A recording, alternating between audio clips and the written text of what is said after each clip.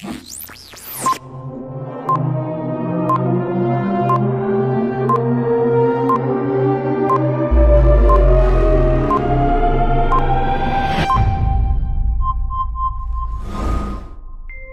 ایک شاگرد ہے اقرار حسن اقرار، جو سر عام پروگرام کرتا ہے اور آپ جانتے ہیں بہت مشہور ہو گیا. وہ لاہور سے تعلق رکھتا ہے. بیسکلی اس کا تعلق لاہور سے ہے.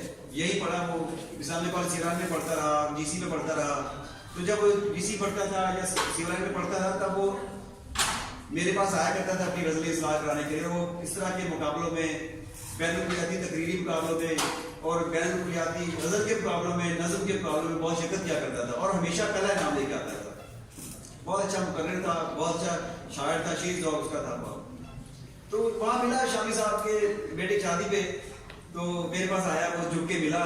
تو میرا بچہ یہ دیکھ رہا تھا کہ بابا یہ اقرار کیسے مل رہا ہے آپ سے. میرے گھٹے چوہے سنے اور میں نے اس کے پھر دونوں گال ہوتے پائے. میں نے کہا یار شکر ہے اقرار، ہم تمہیں جیسا بنانا چاہتے تھے تم ویسے ہی بنے ہو. اچھا اس پہ وہ جذباتی ہو گیا. پھر سر اپنا نمبر دیں، آپ سے رابطہ رکھوں گا سر میں آپ سے. بہرحال وہی بات. تو اس میں جو کہنے والی بات ہے، جو امپورٹنٹ بات ہے وہ یہ ہے، جو میں کہہ رہا ہوں نا کہ جیسا میں بنانا چاہتا تھا ویسے تم بنے ہو. تو میں جب یہاں آپ کے ایک معزز اور محترم استاد کو اور مقبول استاد کو میں دیکھتا ہوں، ایک ہر دل عزیز استاد کو دیکھتا ہوں جن کو آپ محمد امین خضر کے نام سے جانتے ہیں، تو ان کو دیکھ کے بھی مجھے یہی احساس ہوتا ہے کہ جیسا میں ان کو بنانا چاہتا تھا ویسے ہی بن گیا.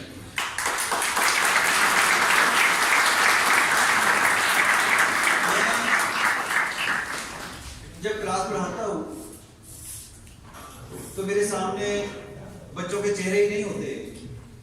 بچوں کے پیچھے جو ان کے بہن بھائی ہوتے ہیں، جو ان کے ماں باپ ہوتے ہیں، یا ان کے جو ٹوٹے پھوٹے گھر ہوتے ہیں، یا جو ان کے چھوٹے چھوٹے گھر ہوتے ہیں، وہ بھی میرے ذہن میں ہوتے ہیں. جو ان کی گلیاں ہوتی ہیں، ان کا جو لباس ہوتا ہے، ٹوٹی پھوٹی جوتیاں ہوتی ہیں، وہ بھی میرے ذہن سامنے ہوتی ہیں.